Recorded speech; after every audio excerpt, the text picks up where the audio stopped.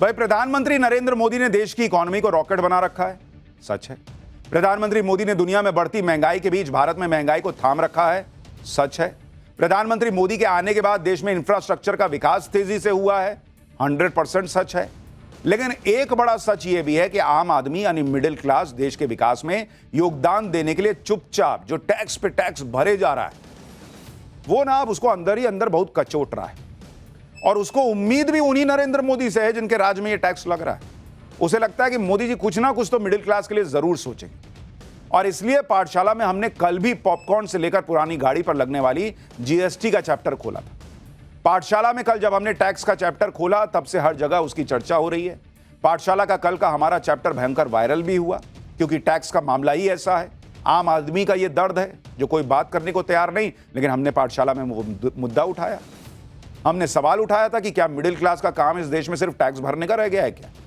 क्योंकि टैक्स का गजब ही हाल हो रखा है। पॉपकॉर्न हो, पुरानी गाड़ी हो, हर जगह पर ऐसी ऐसी जीएसटी लगे जा रही है कि पब्लिक का दिमाग घूम गया है। सोशल मीडिया पर तरह तरह के मीम्स चल रहे हैं, लोग मजाक भी बना रहे हैं। कई लोग तो कहते हैं कि सरकार एक काम करे, हमारी पूरी सैलरी रख ले, उसमें से जो है कुछ पैसा हमको वो दे दे कि हम अपना घर चला लें। जब इतना टैक्स दे ही रहे हैं तो पॉकेट मनी टाइप कुछ दे दे। इस तरह से बहुत सारी चीजें सोशल मीडिया पे चल रही। आज हम टैक्स के इस जंजाल का पार्ट 2 वाला चैप्टर खोलने जा रहे हैं, जो मिडिल क्लास का सबसे बड़ा दर्द है। आज केंद्र और राज्य सरकारों को देखना चाहिए कि कैसे मिडिल क्लास एक चीज पर कई बार टैक्स भर भर के पगला चुका है, क्योंकि राज्य सरकारें भी ले रही है भाई। और ये जो जीएसटी काउंसिल होती है, इसमें सारे पार्टियां जिनकी सरकारें राज्यों में, उनके फाइनेंस मिनिस्टर होते हैं बॉस, सब मिलकर निर्णय लेते हैं। तो वहां कोसने के लिए कि ये हो गया वो हो गया सब हैं, लेकिन इसमें सब मिलकर फैसला लेते हैं। लेकिन ये सारी बातें आपको बताऊं उससे पहले कंफ्यूजन दूर करना जरूरी है, जो कंफ्यूजन यूज्ड कारों को बेचने पर चल रहा है। हमने कल आपको बताया था कि पुरानी गाड़ियां बेचने पर लगने वाला टैक्स 12% से बढ़ाकर 18% हो गया है। वित्त मंत्री निर्मला सीतारमण ने भी यही कहा था कि जिस दाम में कार खरीदी गई और जिस दाम में बेची जा रही है, उसके अंतर पर 18% टैक्स लगेगा। लेकिन वित्त मंत्री ने पुरानी गाड़ी बेचने पर लगने वाले टैक्स पर जो भी कहा था, उसमें कुछ कंफ्यूजन था। सरकार से जुड़े हमारे सूत्रों ने उस कंफ्यूजन के बारे में जानकारी दी है, वो आपको आगे बताऊंगा। लेकिन पहले एक बार सुनिए वित्त मंत्री निर्मला सीतारमण ने क्या कहा था, जिसके बाद सारा कंफ्यूजन खड़ा हुआ। It is on that margin, the margin value between purchased price and resale price.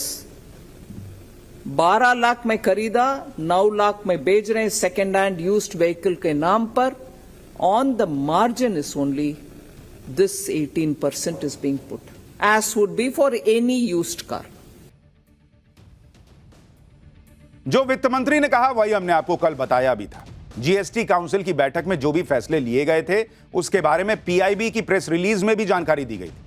PIB की प्रेस रिलीज भी हमने चेक की थी, तो उसमें भी वही बात लिखी थी जो वित्त मंत्री निर्मला सीतारमण ने कही थी। यानी जिस दाम में कार खरीदी गई और जिस दाम में बेची गई, उसमें जो मार्जिन है उस पर 18% टैक्स लगेगा। सोशल मीडिया पर भी लोग यही बात कह रहे हैं कि पुरानी गाड़ियों को बेचने पर अगर इतना टैक्स लगेगा तो बेचने वाले को क्या फायदा होगा। पुरानी गाड़ी की वैल्यू डिप्रिशिएट ही होती है, यानी उसकी कीमत बढ़ती तो है नहीं, कमी हो जाती है। ऐसे में उस पर 18% टैक्स लोगों को हजम नहीं हो रहा। इस पर आज हमने विस्तार से चर्चा की और जानकार लोगों से भी बात की। सरकार के सूत्रों ने भी बताया कि वित्त मंत्री पूरी बात बता नहीं पाई, या वो सही से समझा नहीं पाई, या वो एक तरह से गलत बात कह गई। जो भी कही, गलती से हो गया होगा, मुंह से निकल गया होगा। लेकिन पुरानी गाड़ी बेचने पर जो 18% टैक्स लगेगा, वो कैसे लगेगा और किस पर लगेगा, उस पर कंफ्यूजन वित्त मंत्री के बयान से बढ़ा, जिसे अब हम दूर कर देते हैं। पहली बात तो यह है कि 18% टैक्स उन पर एप्लीकेबल होगा जो पुरानी गाड़ी बेचने के लिए रजिस्टर्ड है। जो लोग अनरजिस्टर्ड हैं, यानी अगर आप पुरानी गाड़ी अपने किसी दोस्त को बेच रहे हैं, तो उस पर 18% टैक्स नहीं लगेगा। दूसरी बात यह है कि अगर आप किसी रजिस्टर्ड वेंडर को अपनी पुरानी गाड़ी बेचते हैं, तो भी आपको टैक्स नहीं देना होगा। जो वेंडर आपसे पुरानी गाड़ी खरीद रहा है, वो आपकी गाड़ी को आगे किसी और को ज्यादा कीमत पर बेचता है, तो उसे 18% टैक्स देना होगा। रजिस्टर्ड वेंडर को वही पुरानी गाड़ी किसी दूसरे को बेचने से जो मुनाफा होगा, उस पर 18% टैक्स लगेगा, यानी 18% रजिस्टर्ड वेंडर ही भरेगा। मतलब मान लीजिए आपने पुरानी गाड़ी 1 लाख रुपए में रजिस्टर्ड वेंडर को बेच दी कि मेरी गाड़ी 6 लाख की थी, अब तुम 1 लाख में ले लो, पुरानी होगी। रजिस्टर्ड वेंडर ने क्या किया, उस गाड़ी को मॉडिफाई किया, थोड़ा चकाचक बनाएगा तभी ना बिकेगा। तो उसको चकाचक करके उसने 2 लाख रुपए में किसी और को बेच दिया। रजिस्टर्ड वेंडर का मुनाफा कितना हुआ? 1 लाख रुपए में आपसे खरीदा, 1 लाख रुपया उसमें और उसने मुनाफा कमाया, 2 लाख में बेचा। तो अब उस मुनाफे वाले 1 लाख पर 18% टैक्स यानी 18,000 रुपए वेंडर को भरना होगा। वेंडर कौन? जैसे ये कास्ट24 वगैरह दूसरे ऐप्स जो हैं उनसे आप बेचते हैं ना, वही वाला। अब यहां पर यह भी समझने वाली बात है कि वेंडर ने 1 लाख का जो मुनाफा कमाया वो पूरा मुनाफा नहीं है। वेंडर ने पुरानी गाड़ी को मॉडिफाई करने में भी कुछ पैसा लगाया होगा और फिर उसे 18% टैक्स भी देना पड़ रहा है, जिसे देने के बाद रजिस्टर्ड वेंडर का मुनाफा कम हो जाएगा। क्योंकि भाई 1 लाख में खरीदा, मान लीजिए 20,000 रुपया और लगाया, 30,000 रुपया और लगाया गाड़ी को चमकाने में, 2 लाख में बेचा, उसको तो कमाई 70,000 की हुई, लेकिन वो टैक्स 1 लाख रुपया पे बढ़ेगा 18%, तो उसका तो मार्जिन कम हो गया। कोई भी रजिस्टर्ड वेंडर जो मार्केट में बिजनेस के लिए आया है वो अपना मुनाफा कम नहीं करेगा। ऐसे में वेंडर क्या कर सकता है वो आपको देख लीजिए। या तो वेंडर पुरानी कार को और महंगे दाम पर बेचेगा, या फिर पुरानी कार को और सस्ते दाम पर खरीदेगा कि भाई हमको तो 18% जीएसटी भरनी है, तुम सस्ते में दो। या फिर जो 2 लाख की गाड़ी है उसको कहेगा कि मैं 2.5 लाख में बेचूंगा क्योंकि मुझे 18% की जीएसटी भी तो भरनी है, मेरा पैसा भी तो लगा है। इन दोनों ही हालात में नुकसान आम आदमी का ही होगा, मिडिल क्लास का ही होगा, क्योंकि ज्यादातर पुरानी कार मिडिल क्लास के लोग ही तो खरीदते हैं। भाई गरीब आदमी तो खरीद रहा है, उसके पास पैसा होता तो नई कार नहीं खरीद लेता, और मिडिल क्लास के ही लोग पुरानी गाड़ी बेचकर नई गाड़ी खरीदने का प्लान करते हैं। तो इधर से कान छुइए या उधर से छुइए, कल वाली बात कहिए या आप जो क्लैरिफिकेशन आ गया वो कहिए। पॉइंट वही था कि मिडिल क्लास को इस टैक्स से नुकसान होगा, और वही होगा या तो बेचने वाले का होगा या खरीदने वाले का होगा। वेंडर अपने ऊपर लोड नहीं लेगा बॉस। पाठशाला में हम टैक्स के बोझ के बारे में बता रहे हैं तो उसका असर भी दिख रहा है। बीजेपी के नेता तक टैक्स की मार से परेशान जनता के दर्द की बात कर रहे हैं। बीजेपी के प्रवक्ता अजय आलोक ने सोशल मीडिया पर टैक्स को लेकर अपनी बात रखी। अजय आलोक ने भी लिखा कि माननीय निर्मला सीतारमण जी से मध्यम वर्गीय आय वालों के लिए अनुरोध है, हम पूरा टैक्स समय पर देते हैं, देते क्या है, सैलरी से काट ही लिया जाता है, हमें किसी सरकारी योजना का कभी लाभ नहीं मिलता। स्वास्थ्य बीमा पर भी 18% जीएसटी हमारे लिए और बाकी सबके लिए आयुष्मान भारत योजना है। हम देश को आगे बढ़ाने वाले लोग हैं, सरकार पर निर्भर नहीं है। फैसले पर तुरंत विचार कीजिए। विपक्ष ने भी टैक्स को मुद्दा बनाना शुरू कर दिया है। पुरानी गाड़ियों और पॉपकॉर्न पर जीएसटी के मुद्दे पर राजनीति तेज हो गई है। आम आदमी पार्टी के अरविंद केजरीवाल ने कहा कि गाड़ी खरीदना एक साधारण मध्यम वर्गीय परिवार के लिए बड़ी बात होती है, लेकिन केंद्र सरकार पुरानी गाड़ियों पर भी टैक्स बढ़ाकर उनके सपने तोड़ रही है। केंद्र की बीजेपी सरकार सिर्फ अमीरों और उद्योगपतियों के लिए काम कर रही है, देश के आम आदमी और गरीबों को सिर्फ महंगाई, टैक्स और पीड़ा दे रही है। वहीं समाजवादी पार्टी के अध्यक्ष अखिलेश यादव ने कहा कि बीजेपी ने जीएसटी को सांप सीढ़ी का खेल बनाकर रख दिया है। कभी किसी आइटम पर अचानक जीएसटी बढ़ा देते हैं, कभी अपने चंदादही समर्थकों के मुनाफे के लिए घटा देते हैं। इससे ईमानदार व्यापारियों अधिकारियों में भी असमंजस पैदा होता है, जिसका लाभ भ्रष्टाचारी उठाते हैं। व्यापारी जब तक जीएसटी की एक बात समझते हैं तब तक सरकार नियम बदल देती है। यानी ऑपोजिशन भी बातें कर रहा है, कांग्रेस भी कह रही है, आम आदमी पार्टी भी कह रही है, लेकिन सवाल यह कि कांग्रेस और आम आदमी पार्टी किस मुंह से कह रही है। अखिलेश जी तो चलिए यूपी में सत्ता में नहीं है, लेकिन जिन राज्यों में इनकी सरकारें हैं, कांग्रेस की, आम आदमी पार्टी की, इनके फाइनेंस मिनिस्टर भी जाते हैं जीएसटी काउंसिल की मीटिंग में। वहां क्यों नहीं अड़ गए कि नहीं पुरानी गाड़ी पे टैक्स जो है वो 12% से 18% नहीं होगा।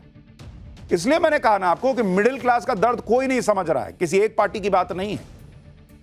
पुरानी गाड़ी बेचने पर टैक्स बढ़ाने को लेकर जो हंगामा हो रहा है, वैसे ही हंगामा पॉपकॉर्न को लेकर भी हो रहा है, क्योंकि पॉपकॉर्न पर भी 3 रेट के टैक्स हैं। साधारण नमक वाला पॉपकॉर्न, मसाले वाला पॉपकॉर्न जो पैक्ड नहीं है उस पर 5% टैक्स लगेगा। अगर यही पॉपकॉर्न अच्छी पैकेजिंग और लेबल के साथ बिकेगा तो उस पर 12% टैक्स लगेगा। अगर पॉपकॉर्न कैरमलाइज्ड है यानी उसमें शुगर मिला है तो वो नमकीन नहीं है बल्कि कन्फेक्शनरी की कैटेगरी में आएगा, जिस पर 18% की दर से टैक्स लगेगा। यह बात सही है कि पॉपकॉर्न पर कोई नया टैक्स नहीं लग रहा है, ये टैक्स पहले से लगते रहे। इस बार टैक्स को कैटेगराइज किया गया है, लेकिन सवाल पॉपकॉर्न को लेकर भी उतनी ही चर्चा में है, क्योंकि भारत में पॉपकॉर्न का बाजार करीब 1200 करोड़ रुपए का है और इससे जो रेवेन्यू मिलता है वो 250 से 300 करोड़ का है। भाई कहां सरकार लाखों करोड़ की कमाई करती है, उसमें 250-300 करोड़ के लिए चर्चा हो रही है। पॉपकॉर्न को लेकर मंथन चल रहा है, लोग कह रहे हैं कि क्या हो क्या रहा है। सुनिए वित्त मंत्री निर्मला सीतारमण ने क्या कहा था पॉपकॉर्न पर जीएसटी को लेकर। उसके बाद आपको बताता हूं कि आम आदमी का सबसे बड़ा दर्द जो है बार बार टैक्स, उसके बारे में बात करूंगा। पॉपकॉर्न के ऊपर टैक्स मैं इसका पूरे पृष्ठभूमि आपके सामने रखना चाहती हूं। जब तक वो नमकीन है, सॉल्टेड है, मसाला एडेड है, चटपटा मसाला है, चिली पाउडर है, कुछ हो, वो सब 5%, am I right? 5%. But when it has added caramelized sugar, it is no longer नमकीन, इसीलिए उसका रेट अलग है। पॉपकॉर्न पर टैक्स को छोड़ भी दे तो बहुत आजकल इतने तरह के टैक्स लगते हैं, इतने लेवल पर टैक्स लगते हैं कि आम आदमी टैक्स का ट सुन के पॉपकॉर्न की तरह उछलने लगता है, क्योंकि आम आदमी के टैक्स देने का अंत ही नहीं है, ऐसा लगने लगा है। हमने आपको कल नई गाड़ी के बारे में बताया था कि कैसे एक गाड़ी खरीदने पर मल्टीपल टैक्स लगते हैं, जबकि उस सैलरी को जबकि आप गाड़ी कहां से खरीद रहे हैं भाई? आप उस सैलरी से गाड़ी खरीद रहे हैं जिस सैलरी पर आप ऑलरेडी टैक्स दे चुके हैं। टैक्स देने के बाद सैलरी बची, उससे गाड़ी खरीद रहे हैं, उसमें भी टैक्स दे रहे हैं। जीएसटी देते हैं, रोड टैक्स देते हैं, सेस देते हैं, इंश्योरेंस पे टैक्स देते हैं, पार्किंग में लगाते हैं वहां टैक्स देते हैं, पेट्रोल पर टैक्स देते हैं, टोल के लिए टैक्स देते हैं, यानी हर मोड़ पर एक टैक्स आपका इंतजार कर रहा है।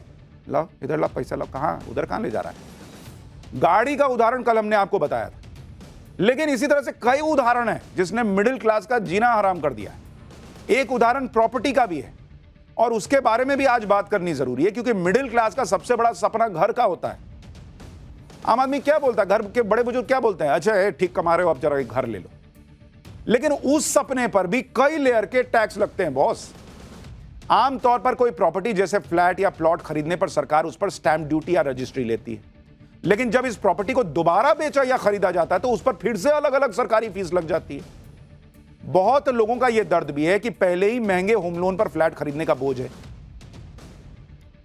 वो होम लोन कहां से भरना है? पहले तो टैक्स भर दीजिए, उसमें जो सैलरी बची उसमें आप होम लोन भर रहे हैं, उसके बाद सरकार को ट्रांसफर चार्ज और रजिस्ट्री चार्ज भी देना पड़ता है।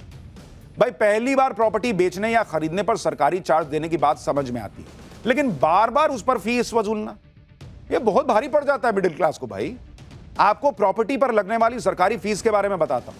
वैसे तो राज्यों और शहरों के हिसाब से प्रॉपर्टी पर सर्कल रेट चार्जेस अलग अलग होते हैं, लेकिन मान लीजिए हम नोएडा की प्रॉपर्टी की बात कर रहे हैं।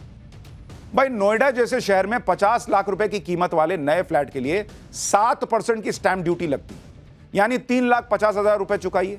इसके अलावा रजिस्ट्रेशन चार्ज 1%, तो इसके हिसाब से 50,000 रुपया बना, वो दीजिए। उसके हिसाब से 50 लाख रुपए का फ्लैट जो है वो बढ़ के 54 लाख रुपए का हो जाता है। अब जिसके लिए 50 लाख ही भरना मुश्किल है, उसके लिए 4 लाख और बढ़ गया तो दिक्कत ना है भाई। अगर आप इस फ्लैट को बनते समय या प्री बुकिंग में लेते हैं तो सरकार इस पर 5% जीएसटी भी लेती है। इस हिसाब से 2,50,000 रुपए और बढ़ गए।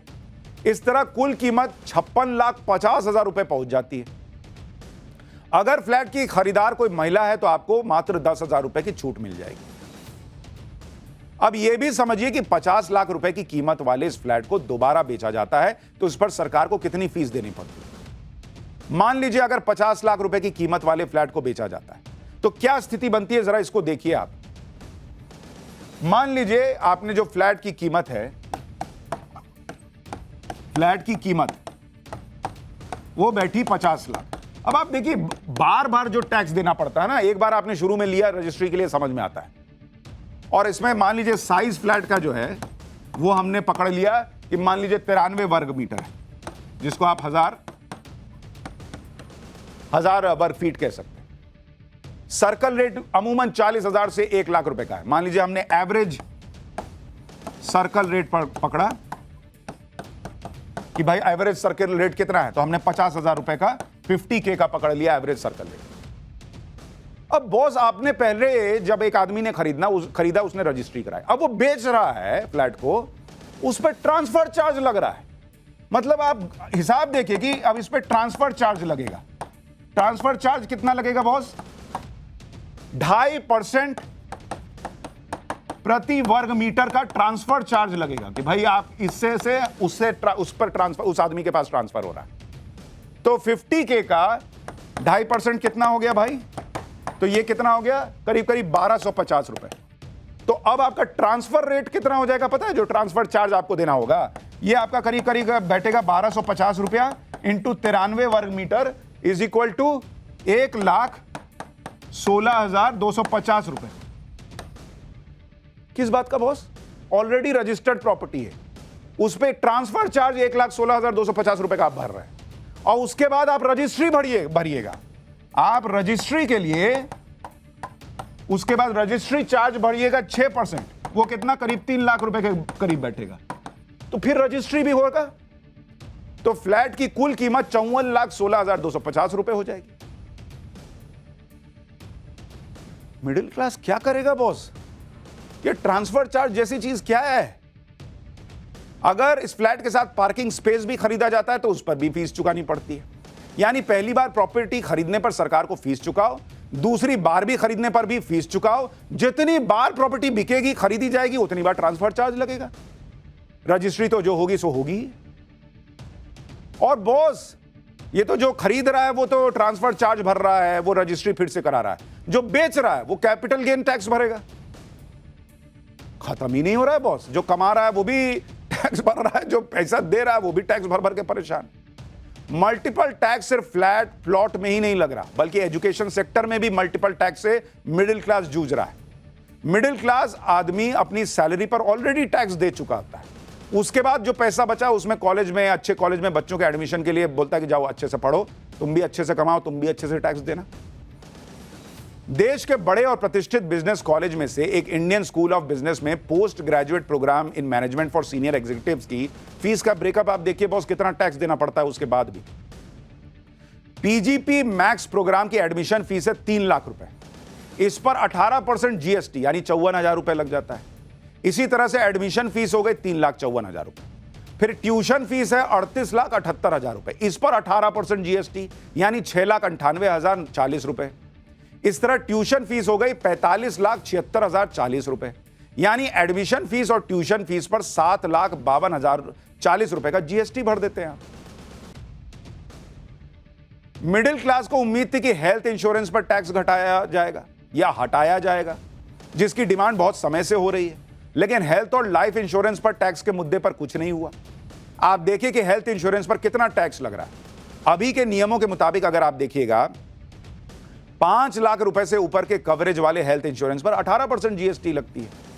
मान लीजिए आपने परिवार के 4 लोगों का इंश्योरेंस कराया, 4 लोगों के इंश्योरेंस का 3 साल का प्रीमियम 40,000 रुपए।